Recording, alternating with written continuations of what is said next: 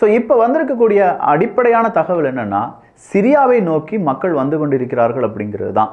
பல நாடுகளிலிருந்து சிரியாவின் மக்கள் வந்து கொண்டிருக்கிறார்கள். அப்போ நமக்கான நாடு கிடைச்சிருச்சு அப்படின்னு சொல்லி பல நாட்டு மக்கள், இதாவது சிரியாவிலிருந்து போன மக்கள் எல்லாருமே வந்துட்டு இருக்காங்க. எல்லாரும் வாங்க அப்படின்னு சொல்லியும் இப்போ அந்த கிளர்ச்சியாளர்களுடைய படை அறிவிப்பை வெளியிட்டிருக்கிறார்கள். இன்டரிமா ஒரு பிரைம் மினிஸ்டர் அப்படிங்கிறவர் உருவாக்கப்பட்டிருக்கிறார். அவர் தான் இப்போ இந்த விவரங்கள் எல்லாமே சொல்லி விடுகிறார். ஆனால் அவர் இன்டர்நேஷனலை பொறுத்த வரைக்கும் ஒரு பிளாக் லிஸ்டட் பர்சன் என்பதும் குறிப்பிடத்தக்கது. சிரியாவில் வந்திருக்கக்கூடிய இந்த மாற்றம் காரணமாக அங்கே வரக்கூடிய மனிதர்களுக்கு எல்லாருக்குமே நல்ல ஒரு வாழ்க்கையை கொடுத்துட முடியுமா இந்த கிளர்ச்சியாளர்களால் அப்படின்னு சொல்ற கேள்விக்கு கண்டிப்பா முடியாது. ஏன்னா அவங்க கிட்ட அந்நிய செலவாணி அப்படின்னு சொல்லக்கூடிய வெளிநாட்டு பணம் எதுவுமே கிடையாது. ஸோ வெளிநாட்டு பணம் இல்லாம அவங்களால எப்படி ஒரு அரசாங்கத்தை ரன் பண்ண முடியும் அப்படிங்கிற ஒரு கேள்விதான்.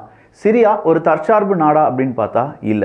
அங்க நடந்த இந்த உள்நாட்டு புரட்சி சிவில் வார் அப்படிங்கிறது பெரிய அளவுல சிரியாவை சின்னாபின்னமாக மாற்றிவிட்டது.